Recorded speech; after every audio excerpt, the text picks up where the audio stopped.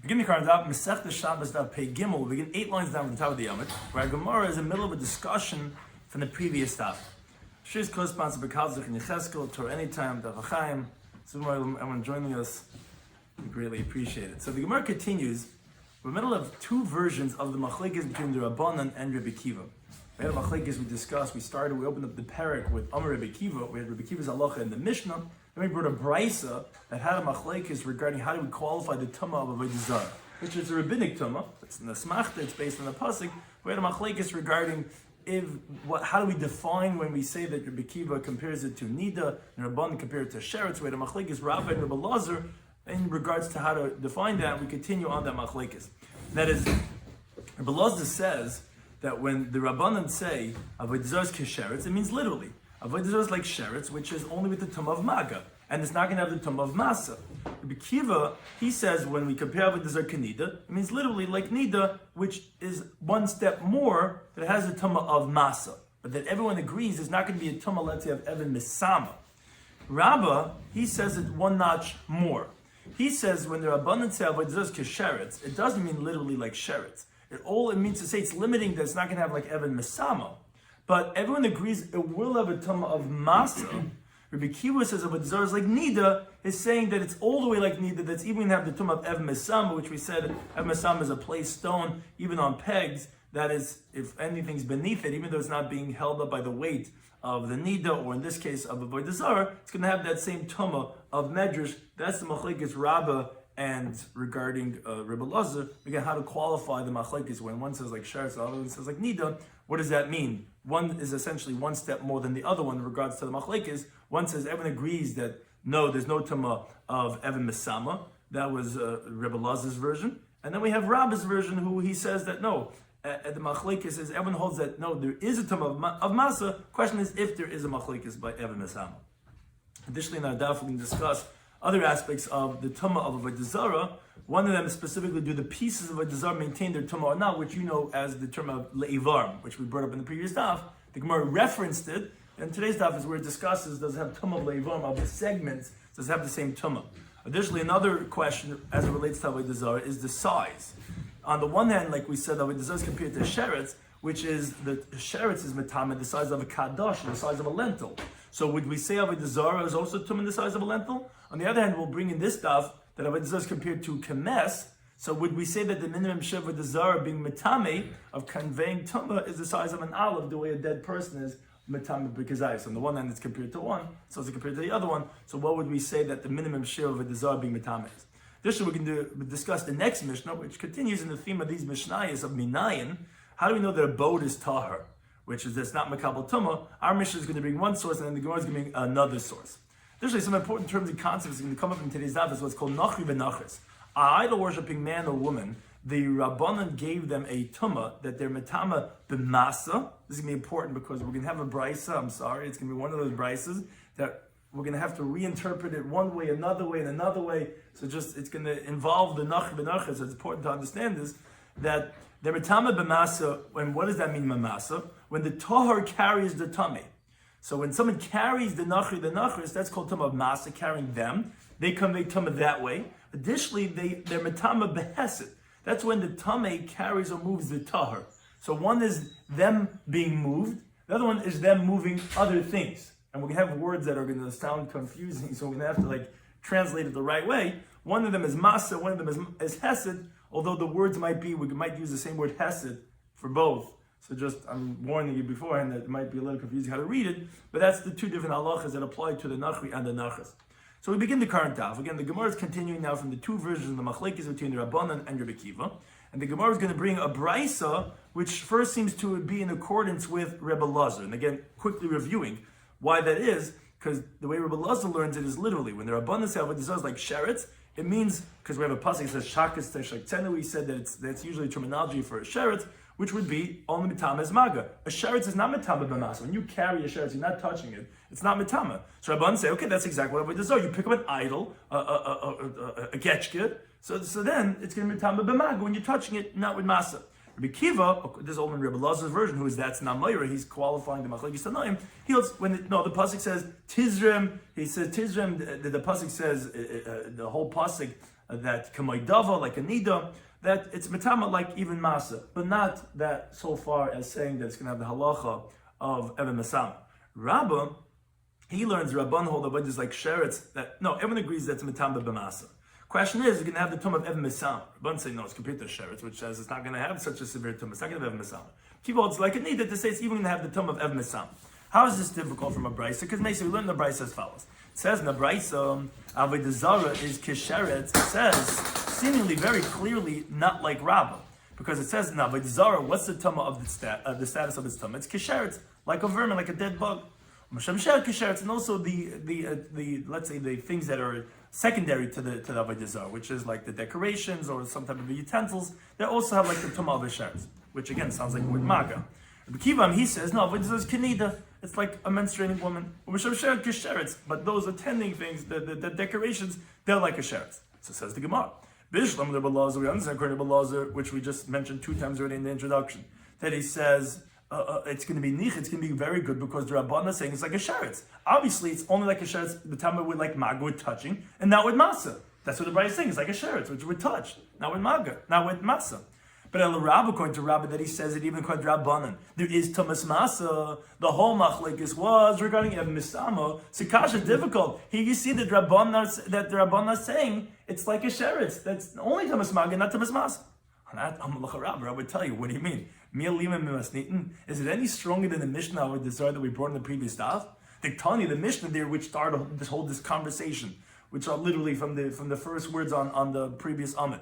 Eitz of Avan of Afar. We said when that wall crumbled, we said if you have a house that half the wall is half your wall, half the church's wall, and then the wood and the bricks and the mortar, when it collapses, we said mitama kesheretz. It contaminates like a sheretz. Now, Vokim that we had explained, that's how Rabbi interpreted. It says, my kesheretz, we said it doesn't mean like a sheretz in totality that only has a tum of maga. We said it means the mitama be'em misama. We said we're comparing it to sheretz to limited. That's not going to be total like neither. That's not going to have the tumah of the play stone. So Achinam, he says here also that the Bryce is not more difficult. The Bryce is the same thing. When the Bryce says the Rabban holds like a sheretz, it means the mitama be'em misama. All it means to say is like it's like sheretz that's limited. That it's not going to have the tumah of Masama, but it will have the tumah of Masa. And therefore it's not difficult that a Fed says like sheretz, the same Mishnah over this says like sheretz, and still Rabbi interpreted that way, he's going to say the same thing over here.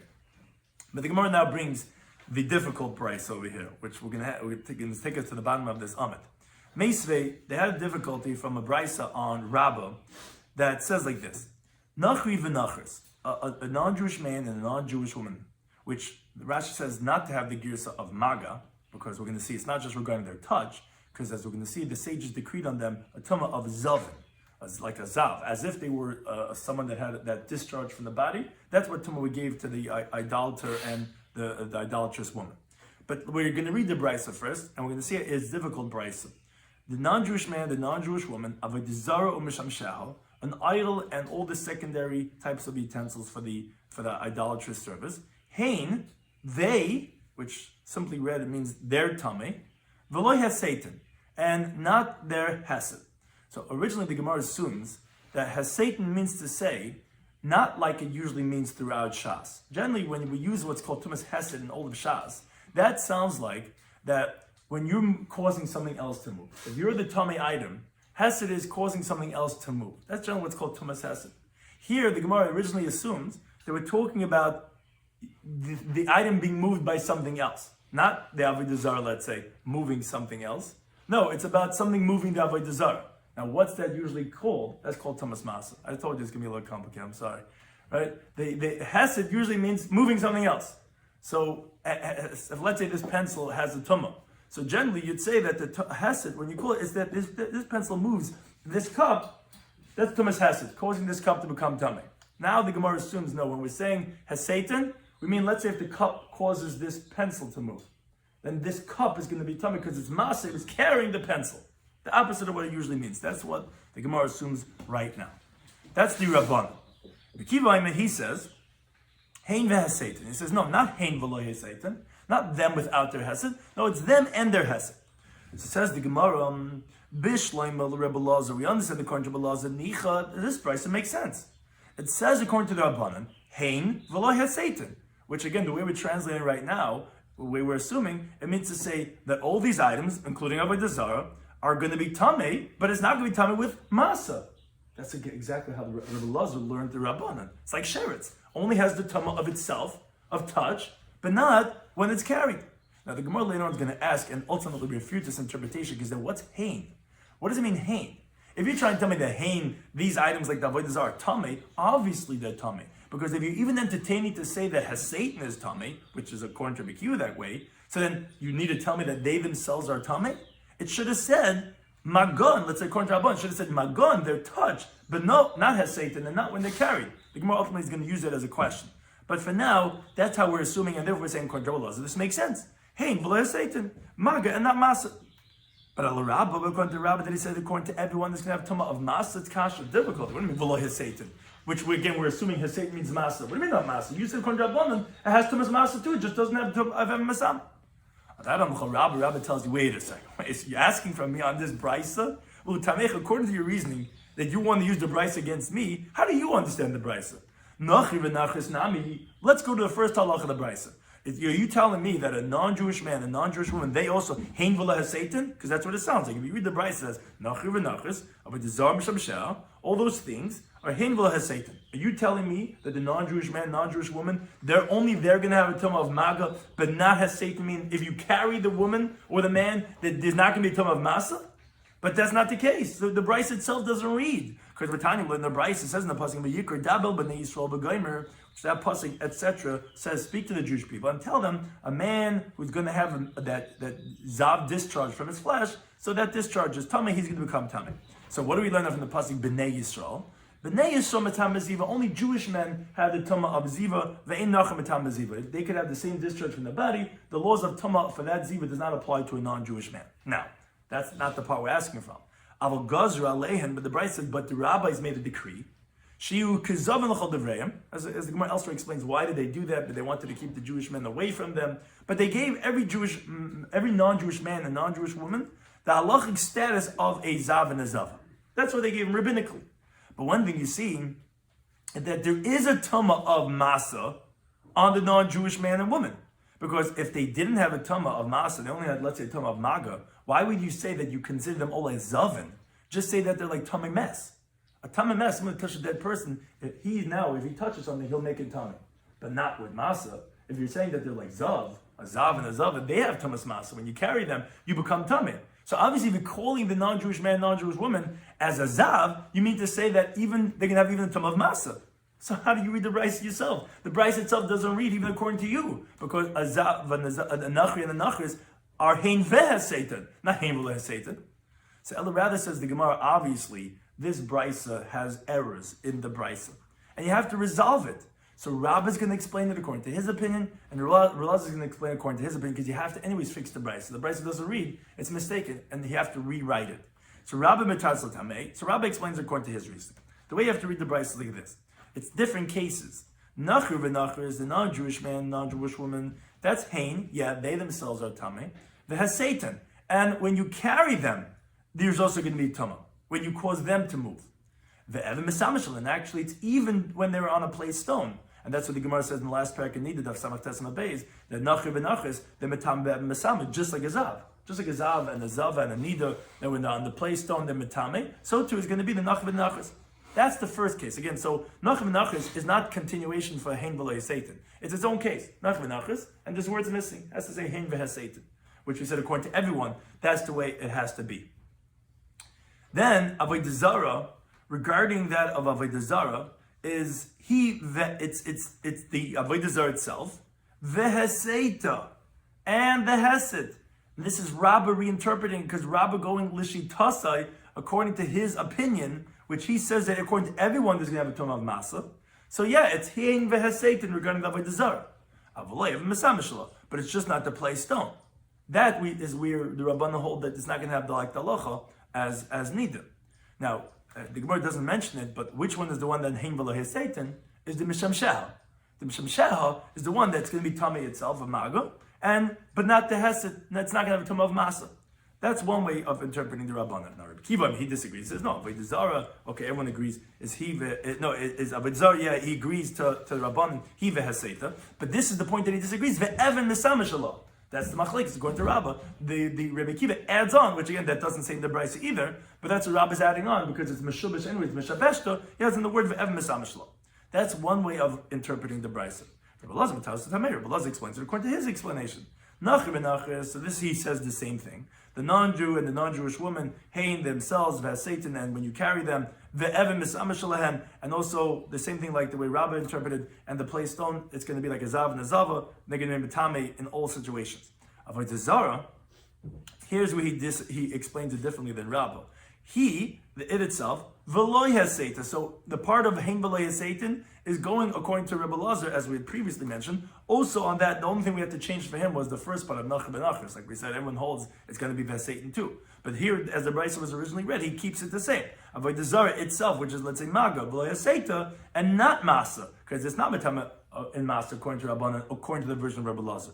Rabbi Kiva, he says, Avoid the Zara is he v'haseta, is that itself and the hesed. That's according to Rabbi Lazar. Rabbi Kiva is only adding on Masa, but everyone agrees it's not going to have Evan Misam. That's one way. So let's just go through it outside again, just the way it's brought down. Actually, let's do the next part also, because that's going to be integral also, because the Gemara continues. Even according to the reinterpretation of Rabbah and Rabbi Lazar of this first brisa, but Maskevla Ravashi asks as follows. He says, wait a second. If Rabbah and Rabbi Lazar are explaining when the brisa says has Satan, it means the terminology of masa, which again is saying not that this thing, let's say the Avodah Zarah, is moving something else, but it's something else is moving the Avodah Zarah, which is the term of masa, then my hain, how do you read the word hain?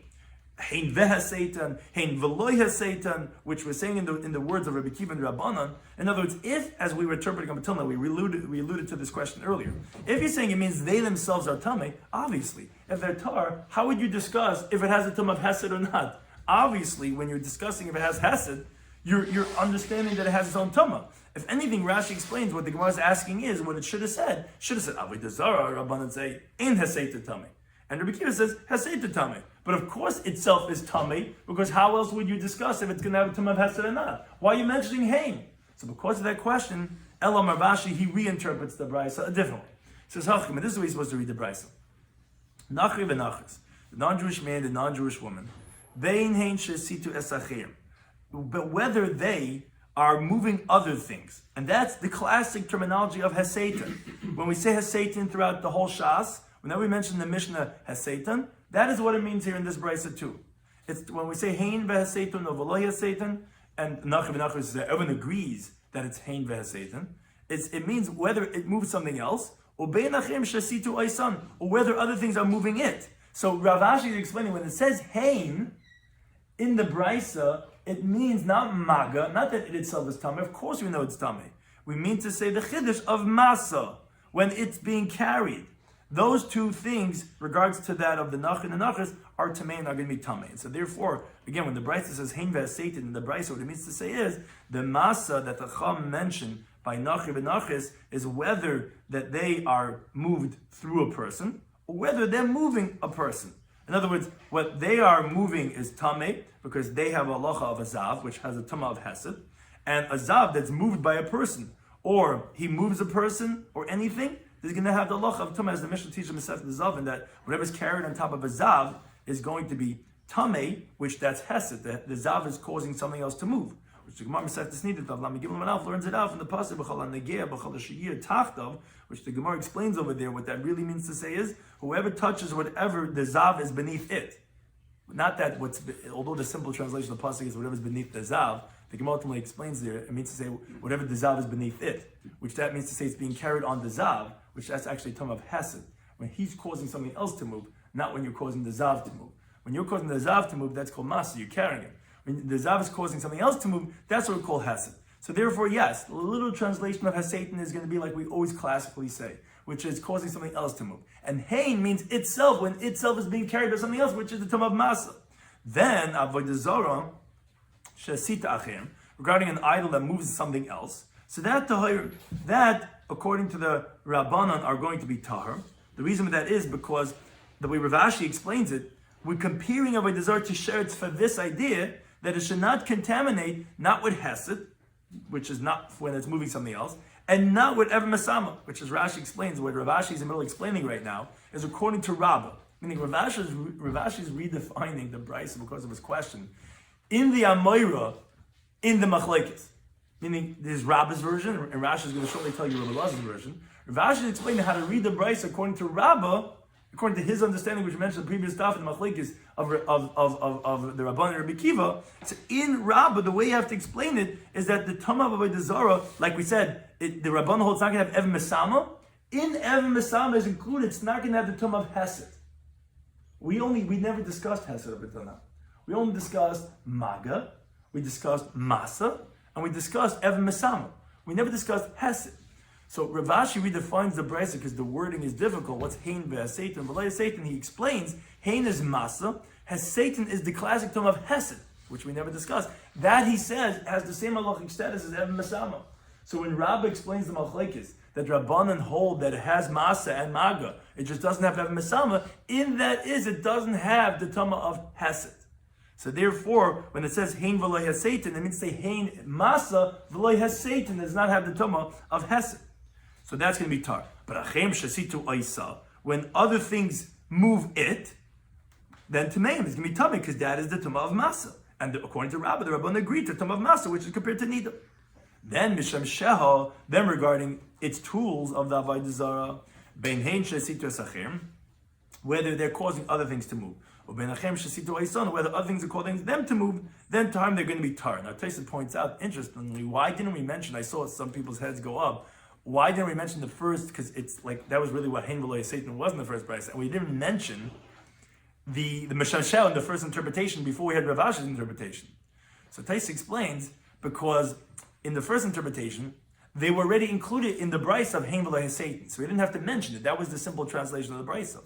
But Rav Ashi has to say Misham Sheha because he's reinterpreting that it's loy hein v'lo Satan, which is not included in anything the brisa mentions, because the brisa only mentioned hein v'lo Satan. And he's introducing the chiddush that it's loy hein v'lo Satan, that Misham Sheha doesn't have any of that masa or that of Hesed, because all it has maga. So, because he's reinterpreting hein not as maga but as masa, so he has to tell you that Misham Sheha doesn't have either one of those, because it only has Tamas maga. So that is the Rabbanan. Rabbi Kiva, and this all again Rav Ashi in Rabba in the Rabbanan. Now Rabbi Kiva, he says, he puts it all together because Rabbi Kiva is more stringent. He goes nachri v'nachris v'avodah zarah. He says avodah zarah has the same halacha as a nachri and a nachris because that's the same thing as saying that's like a nida, which is what the nachri and nachris are like, which is like a zav, which is like a nida.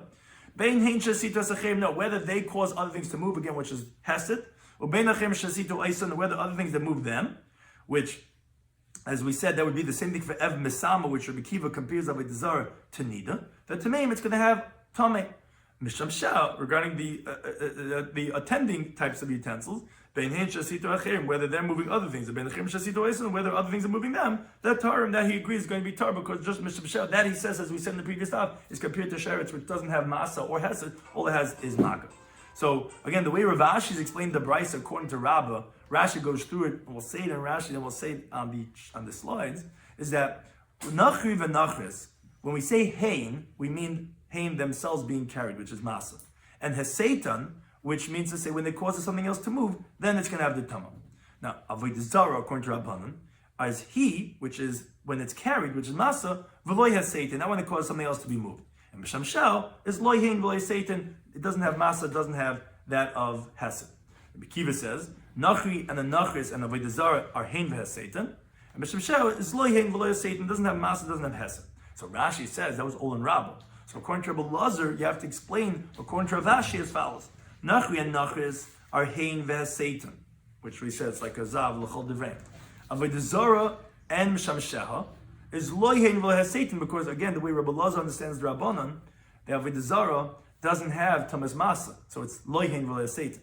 Kiva is the one that says Nachri and Nachris are hein v'Satan. Avodah Zarah is he v'lo Satan, because it's going to have Tama of Masa, but it's not going to have Tama of Ev Mesama, which as Rashi explains, that's the equivalent of the Tama of Hesed. So according to Rabbanan, it's going to have v'lo Satan. And the Misham Shel is loy hein v'lo Satan. That's how Rashi explains the sugya. So just to see it inside again in the chart. So we had this other brisa.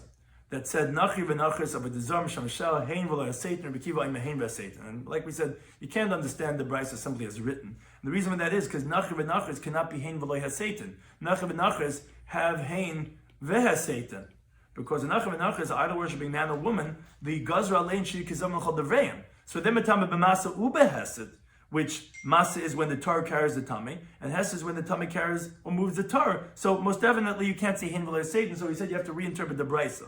So the way we interpret it was, Hein v'Satan is when the tummy are carried, which is Tumas Masa. That's the way the Gemara ultimately retranslates according to Rav Ashi. And v'Satan is when the tummy carry or moves the other, which is Tumas Hesed. Now, so that's why we clarify the halachas. Nachr b'Nachris is Bein Shasitu Esacher, or Bein Achem Shasitu Eisan, is Tameim, which idol worshipping man or woman is going to be Matama both b'Masa, which that's what we call Hein, and v'Satan, which is when they carry or move others, which includes Ev Masama, play stone. This is universally agreed to by the Rabbanon, according to Rabbi Kiva, Rabbi Laz, they all agree to that principle in Nachr b'Nachris. Now, regarding about the Zara, Rabba, which is what Rav Ashi quotes, is Rabba's version. According to Rabbanon, it's going to be Tama b'Masa, because Rabba holds that everyone agrees by Masa. It's just not going to be Tama of Hesed.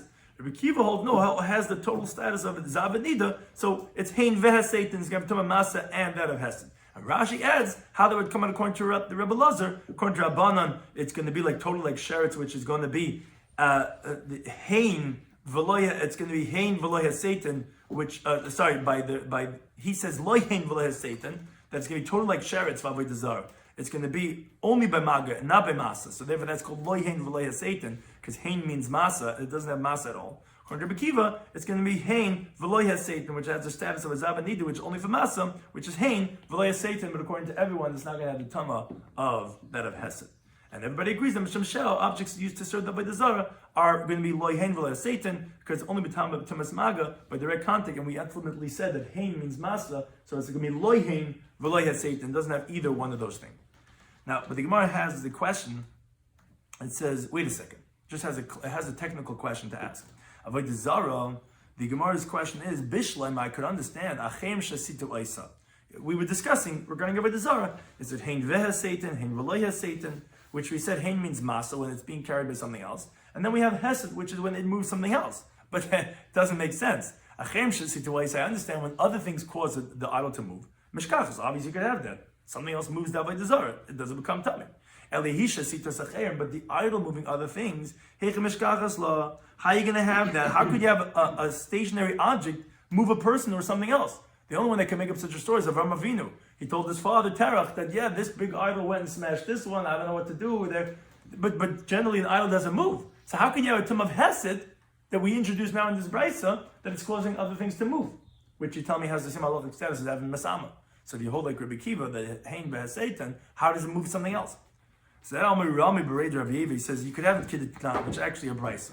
The Brisa discusses Hazav b'Kaf Miznaim. If you have a Zav, a person, a male who had a discharge from his body, on one side of the scale, and you have food items and beverages on the second scale. So Kara Hazav, if let's say the Zav is heavier and he weighs down the scale, so Tamei and the food items are going to become Tamei because the Zav was masided. He caused it to move as being heavier on the scale, weighing it down, making that go up. Now, that's causing it to go up. That's like being carried on the Zav. That's the Hesed of a Zav. In such a situation, as Rashi goes through in length, which we're not going to go through, but he brings psukim to show you vessels and people and food items, that is halacha of Tumas Hesed of the Zav. When he causes something else to move, that makes those things Tameh. So when he's weighing down the scale, he's causing this thing to go up. Therefore, Tameim, those things are going to be Tameh. Now we continue to Medbeis, Karahain, if let's say the food items weigh down the scale, so they're essentially carrying the Zav. It's like they're picking up the Zav. That's called Masa. So Tahirin. Then the food items are going to be Tahar. Why? Because we learned the Mishnah Masech the Zavim that says whatever is carried, whatever the Zav is carried on an item, the item's going to be Tahar. And you're thinking, wait a second, Zav carried on an item, isn't that the classic Tama of Mishka v'Maisha? So that's what Rashi explains, except for Mishka v'Maisha. But all other kalim and food items, they don't have a Tama because the Zav is sitting on them or laying on them. As the Brisa we taught on Daf Yomi and Aleph, it's only something that's designated for sitting. It's not designated for sitting. It doesn't have the tumah of mishka b'maisha. We say, hey, get up. We need to do our work with it. So it's not going to be even a rishon l'tumah. So a medrash, a maisha, the mishka actually has a tumah of avatama. So the food items, when it's carrying the zav, doesn't even have a tumah as a rishon l'tumah. Because when do we say that there's a tumah of masa of carrying a zav that you'll have at least a rishon l'tumah? That's by a person. It says v'noisei oisam, whoever carries the zav is going to become tummy. We said previously in our Amid Aleph that nachri v'nachis navodah zara she'esitim acherim, that other thing that caused them to move, we see that's going to become tummy. That's masa. That says Rashi. That's by a person. Only a person that carries a zav, carries a avodah zara, has the potential of becoming tumah masa. But food items don't have that tumah. But one thing is, where do you have an avodah zara moving something else is on the scale. You're right. They themselves obviously are inanimate. They don't move. But when could they move something else is on the scale. If they're weighing down something else that's causing it to move, that would be the tumah of hesed of avodah zara. Then the Gemara says, "Kaman las lahadetani." So who is the following brayso like? Kala tameis hamesitas, all tummas that cause other things to move. Let's say in a scale, or a person that's tummy from a mess where he moves his friend. All the tummas are going to be tahiris, all going to be tar, except for the zav that caused something else to move. We don't find anywhere else in the whole Torah by any other tumah of the Torah. The only one that we find the tumah of hesed by is by a zav. Any other tumah that causes something else to move, not by direct contact, is not going to be tummy. It's only by zav. It's a chiddush in the Torah by zav. Says the Gemara, who's this Tana like? Layman like Rabbi Kiva. Shall we say it's like Rabbi Kiva, not like Rabbanan? Because the Ikar Rabbi Kiva, if it's like Rabbi Kiva, can not avodah zara. What do you mean? You also have avodah zara that you told me has the same halachic status like a zav. So it's not just a zav that's going to cause hesed. It's also avodah zara, like we said on the scale. If it weighs it down, it causes it to move. It's going to make those oichel and mashkin tummy. So that says the Gemara. No, I feel to Rabbi Kiva. You can say the brayso like Rabbi Kiva too. Tana, we learned the brayso zav. It means v'chol dedamile, and all those that are compared to it, which are included in the category of zav. Avodah zara, how do we know it has the tumah of in the first place? Because the pasuk compares it to nida, which has the status like a zav, and therefore it's going to have the tumah of hesed. But that's included in that, and therefore the brayso doesn't have to be like Rabbanan. It could even be like Rabbi Kiva. When we say zav, we mean all those in the category which includes that avodah zara. Now we continue with a question we had mentioned on the previous daf. We said Boy Rav Chama Bar Guru. Avodah zara, continuing this halacha of our mission regarding the tumah status of avodah zara, yeshna leivarm. Does it have the tumah of limbs? For example, let's say it's made out of segments, which the Tosfos explains doesn't mean it broke. It means it's made out of parts. Does it still have the tumah when it's separate segments, limbs? Or does it not have the tumah of when it's separated into different parts? So the Gemara qualifies the question, and there's two versions of how to explain the question. If a regular person could put the piece right back in, you don't need a professional to fix the avodah zara. So like the Baruch, then there's no question. It's like it's attached. Because it's very easy to stick it right back in, it doesn't lose its tumah status when it's separated into segments. The question that you're going to have is that a regular person can't put it back. You got to call the avodah zara replacement guys. You got to call them to fix the getchka. So what's the halacha? And what's the question? On the one hand, even the in-head zero regular person can't put it back in. It's like it's broken. That's called broken. When you can't put it back in, you need to call the fixer man. That's called broken. Maybe no, it's not missing. It's still around, and therefore, since the parts are all here, so we're not going to call that as bottle of the avodah zara, and it's still going to have the tumah. That's one version of the question. Now, some ask it the other way around. That heicha the ein head zero, where the regular person can't put it back. So like then there's no question. Of course, the command of the of course, like it's broken. Of course, it's going to be bottle from this tumah. The question you're going to have is heicha the head here, when the regular person could put it back. What's the halacha? On the one hand, you say keeping the head yochlav zero, since a regular person can put it back, so it's like it's attached. Maybe no hash to make a shalfa. Now it's detached, now it's separated, and therefore we don't see it connected, and therefore it's not done by the zara, and therefore v'shar, therefore it should be permitted. Says the Gemara, take it, let it stand. We didn't resolve the question. That's why in the previous day we had asked on this. We said, wait, resolve the question from this, and we said no, he doesn't hold like that. He holds like Rabbah, Rabbi Kiva, and his question is not resolved regarding does it have the tumah of a varm or not. Now we continue with another related question. Boyer of Achta Bar Ami says, avodah zara, an idol, what's the halacha? It's a very small idol. It's less than the size of an olive. It's intact, but it's less than the size of an olive. What's the halacha? So I'm asking Rabbi asked on this question. He says, Lamai, well, for what halachic purpose are you asking? What's the halacha of an avodah zara that's less than the size of an olive? If you ask me regarding the prohibition, meaning there's a prohibition, there's an isser of having benefit from avodah zarah. So you want to know, does it have the isser of anal because it's so small? What do you mean? Lo yehei ela zvuv. There's already in the Tanakh, what's called the fly of the idol of Baal Ikrin. The Tanya will learn the Brisa. The pasuk says in Shaftim that it says that the beginning of that pasuk says that when Gideon, the leader of the Jewish people, passed away, so the Jewish people went back to their old ways. They started straying after the Baalim, after the avodah zaras. And it says, "Vayisimu lehem Baal bris lelehim." They made this avodah zarah called Baal bris for a god. What is that Baal bris? It says zvuv balikarin. That's this zvuv balikarin, which is a certain type of avodah zarah, like the size of a fly. So Malamed this comes to teach when it says that they made a bris with it. Shekol echad ve'echad asad demusti yirasid. Everyone made a figure of what their fear, what their getchka was. And they put it into his pouch. Once he would remember that avodah zarah, he would take it out of his pouch, and he would hug it, he would kiss it, and that's why it says the terminology of, it's called that avodah zarah of the zvuv, Baal bris, like a covenant that you make, that you love it and you cherish it. But one thing we see is that they were attached to it, and it's called avodah zarah. So obviously, if there's a prohibition on the avodah zarah, even if it's so tiny that it's less than the size of an olive, it could be the size of a fly. So Ela rather says the Gemara. Obviously, the question not regarding the isser. Obviously, the question is leinin tuma. What's the halacha? What's the question? On the one hand, even the iskas l'sheretz, since as we said in the previous daf, that avodah zarah is compared to a sheretz, to a dead bug. Now, ma sheretz mekadasha. Just like we know that the tumah of sheretz, the minimum size is the size of a lentil. Avodah zarah na mekadash. So we'll say the idol, the minimum sheretz tumah is going to be the size of a lentil. Or maybe no, it's compared to a dead person, as we're going to bring later on, which we never compared it to. So far we compared avodah zarah to nida and to sheretz. We're going to see later on the pasuk compares it to mes too, as the pasuk says al kever b'nei ha'am. Oh, so maybe if we're comparing it to a dead person, so mames because it's just like the minimum of a dead person conveying tumah the size of an olive. Avodah zarah because maybe the size of avodah zarah is also the size of an olive. So that the Gemara resolves the number of Avia. But Yitem says Rabba Bar Ula Tashamat's being a right. The Tanya you learned in the Brisa. The Brisa says that avodah zarah b'chusim megazayis on the idol less than the size of an olive. Ein but tumah kolikar does not have the halacha of tumah at all. Shnema says the pasuk malachim base. The pasuk there is saying that they took out the Asherah from the house of Hashem. They took it out of Yerushalayim to the Kidron Valley, and they burnt it over there in Nachal Kidron, and they crushed it into dust.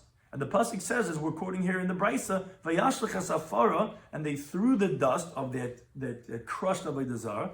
And the Ger says, Al kever b'nei ha'am, on the graves of the people.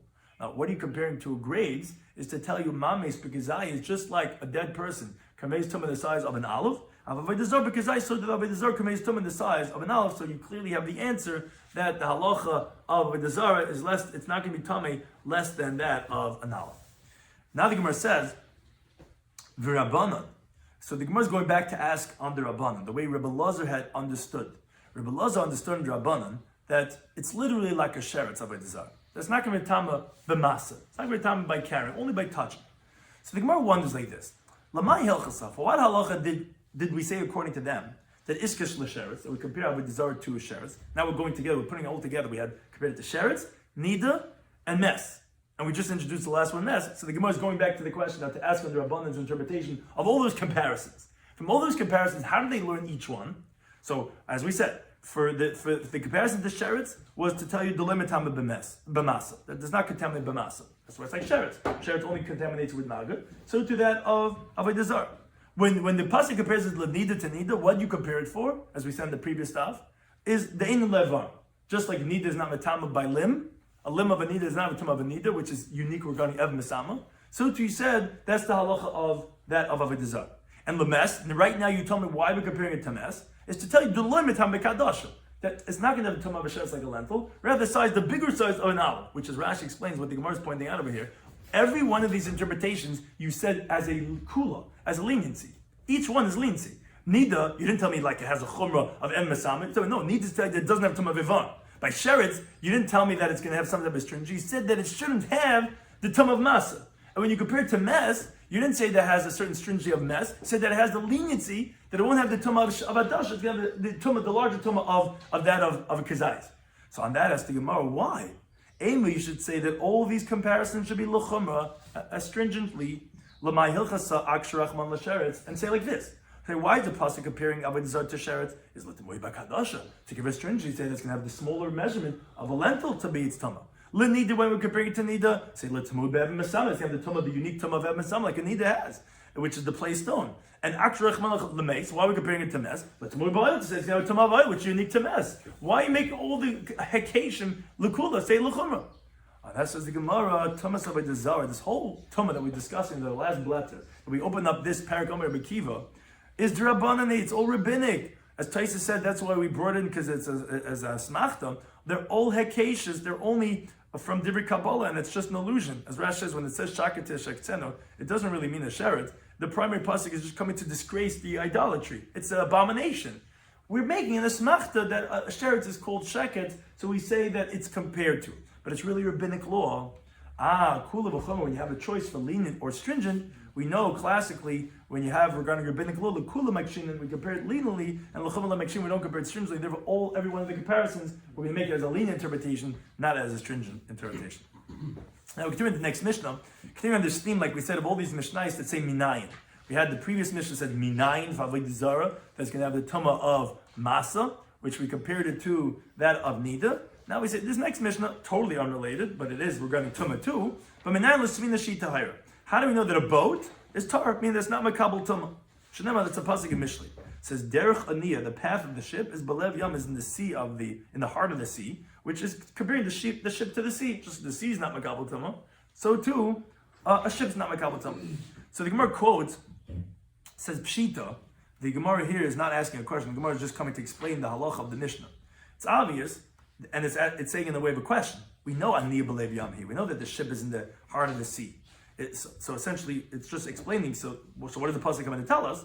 Hakamash Malon, this is what's coming to tell us. Kayam, that the ship is like the sea, which is Ma'yam Tahar. Just like the sea is Tahar, so I've seen the Tahar, so too the boat's going to be Tahar. It's coming to make the comparison.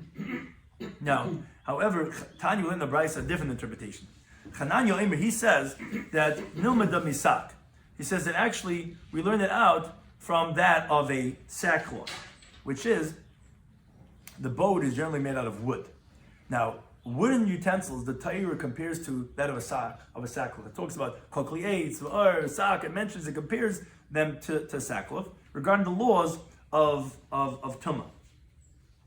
Now, Taisa points out that a boat is generally not designated for medras, because although people are always sitting on the boat, but the primary element of the boat is made for cargo.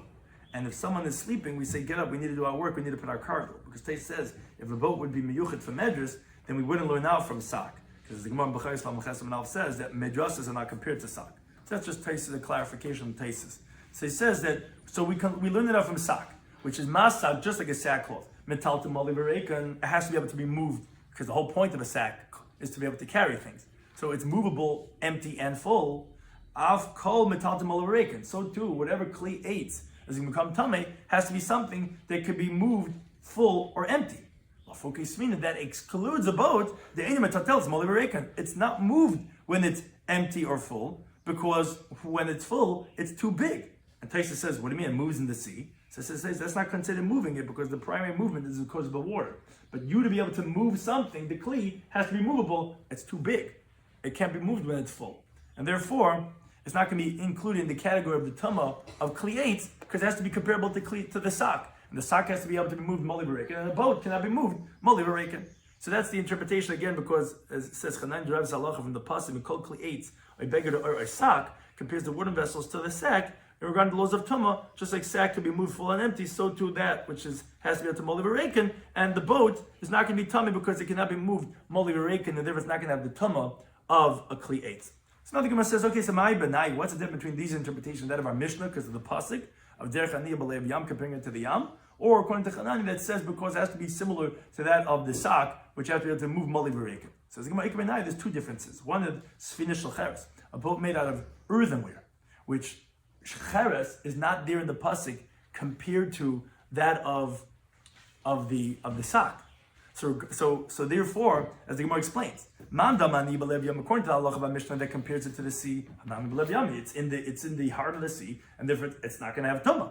But the one who says the reason why it doesn't usually have tumah is because it's compared to a sackcloth. It's only those elements that are written in the pasuk of a sak, which is that if it's made out of wood. There, the image tells in that if it's movable, full or empty, then yes, it's not gonna, if it's gonna have the tuma if it cannot be movable like a boat, it's not gonna have the tuma of the kli. Of a svina shalcheres, but if it's a boat made out of earthenware, even if it's not moved full or empty like a boat, it's still gonna be tummy because cheres is not compared to sak. So therefore, according to the halacha of the Mishnah, it's not gonna be tummy because it's compared to the water. But according to Chananya, it will be tummy because cheres is not mentioned in that pasuk, and therefore it doesn't have to be metaltal as moli b'reikin. It's like a regular kli cheres, which is going to have the tumah. Or another difference between the two interpretations: Svina Seyardin, the boat of the Jordan River is between them. Now, why specifically the Jordan River? Because the Jordan River is very narrow, and the boats are very small. And those boats are very light. It's like think of a canoe, and you can move it when it's full or empty. And like we said, because it's a very small river, so it could be moved. So says the Gemara. According to the opinion that says that it compares it to the sea. Like Rash says, the sea doesn't mean specifically the sea. It means every body of water, including rivers, that just like the water is tar, so too the boat can be tar. So again, the Sfinas Yarden is going to be tar. But according to the opinion of Chananya, that says is because we compare it to that of the sak, that it has to be movable when it's full or empty. Here also, the small boat could be moved when it's full or empty, and therefore it's going to be tummy. As the Gemara brings the Amr B'Chanina ben Akavi, says, why did they say that the Sfinas Yarden is going to be tamei? It's because they loaded up on dry land, meaning unlike usual boats that you can't move if it's full on dry land. You have to first push it onto the water and then load it up. But the Sfinas Yarden, they would load it up even on dry land, then they would push it onto the water. So you see that it's metatel, it's malabarekan. So there it's going to have the tummy. So again, therefore, according to the halacha, the mission is not going to be tummy compared to water. According to the Chananya, it's going to be tummy because it could be carried like this halacha of Rabbi Chanina ben Akavi. Now, parenthetically, the Gemara concludes with some Agadic teachings. The first one that relates to the halacha we just said. Amr Yehuda Marav says, "La'olam al yimna odem es atzmei beis hamedrash." A person should never stop himself from coming to the beis hamedrash, to the study hall. Even one moment, every time there's some shiur going on, you should always be there. Why? This Mishnah it was many years that this Mishnah Masechtas Kalim that said that the Svidas Hayardin is Tameh, this boat from the Jordan is Tameh. It was taught for many years in the Beis Medrash, but and the reason was never revealed. Why would it be Tameh? Didn't we say a Svina is Tahar? Until he came along and explained because it's Metatelas Moli V'Reikan. The boat usually, according to Chananya, the reason why it's not Makabel Tumah is because it's not Metatelas Moli V'Reikan. When it's full, you can't move it. This boat could be moved full, and therefore it is compared to the sak. And therefore, again, always come to the Beis Medrash. You might hear something that might change your whole understanding of a halach. Now, similarly, Rabbi Shloimy says, person should never hold himself back from coming to the Beis Medrash and from hearing words of Torah. Even when he's dying. Shemak says the pasuk in Midbar, it says, this is the Torah. Adam kiyamas ba'ayil. Which the little translation is, this is the law of a person that passes away in the tent, and then the pasuk talks about the tumah of oil as it relates to tumas mess. But on that, the Gemara expounds what it means to say, Zois ha-Torah, Adam kiyamas ba'oil, afil b'shas misa, even though a person's dying, you should be involved in Torah. The last moments of your life, never hold yourself back from learning. And this is where we come to the classic, famous drasha, Amrish Lakish. He gives the same pasuk, a different twist. It says, "Ein divrei miskayim." The words of Torah do not stand; they don't last. Only someone who he kills himself on the words of Torah. Shlomo says in the pasuk, "This is the Torah. You want to have Torah? Adam kiyamas ba'oil." A person, he dies in the Oli Shel Torah. He kills himself on the Torah. Mamish the blit from the Zam Mensch. That's the person who's going to be zeicha to learn Torah. You have to kill yourself on it. You have to get rid of that physical things that hold you back. That's the person who's going to really be zeicha to the crown of Torah. Which we should all be zeicha for the Yom Tov Shus. Some of this we discussed in today's Daf and Shabbos Daf Pei Gimel was a question on Rabbah, which Rabbah explained that everybody holds that there's a tumah of masa by Avodah Zara. The whole machlokes, according to him, was only regarding Evan Misama, but everyone agrees that it's going to have a tumah of masa. The Brisa says, according to the Rabbanan, that it's like Sheretz, which tells us only maga and not masa. And it says the Gemara, no, it's like he interpreted the Mishnah of Avodah Zarah in the previous time. All it means to say, it's just not being metame be'eva misama. For that we compare it to sheretz, but it will have the tama of masa. Then we had a second brayso, which again was meshubish. It was sedur greisen, and we had to everyone that reinterpreted according to their opinions in the machlekes of Rabbi Rabban. Ultimately, the resolution of Rav Ashi, he explained that hein v'has Satan that we said there in the brayso, hein meant the tama of masa, and again. Go and read it, and you'll see that that's the interpretation of the brayso, which again Rabbah explains it according to his opinion, and Rabbi Lazar his own opinion, and how to translate it. What is nachri v'nachris? What do you have with Avodah Zarah b'sham sheha? Each one of them is going to have a different halacha according to their opinions. It's just that the main idea was really Rav Ashi, who says hein means masa, and the Satan means the classic tam of hesed, which the hesed is compared to that of ev mesam. We explained that how do you have Avodah Zarah in the classic tuma of hesed moving other things? Avodah Zarah is inanimate; it's not a movable thing. How does it move something else? We said it's on a kav maznaim, on the scale. On the scale, you could have a weighing down. That is the halacha of that of hesed, and when the other things weigh it down and it's causing it to move up, that would be masa. So therefore, you could have the halacha of hesed in an inanimate object like an idol. This is in the brayso that the tum of hesed is specifically by a zav. So the Gemara says it doesn't have to be like Rabban, it can be even like Rabbi Kiva, because that includes Avodah Zarah, because that's included from the category of zav, because we learn that Avodah Zarah from Nida, and therefore when we say zav, we mean all those like zav, which is like Avodah Zarah, which Rabbi Kiva holds. Avodah Zarah has the same halachic status as a zav, as like a Nida. Then the Gemara had a question of, is Avodah Zarah have the halacha of Evar? Does it have Tuma even in just segments? So we had two different versions.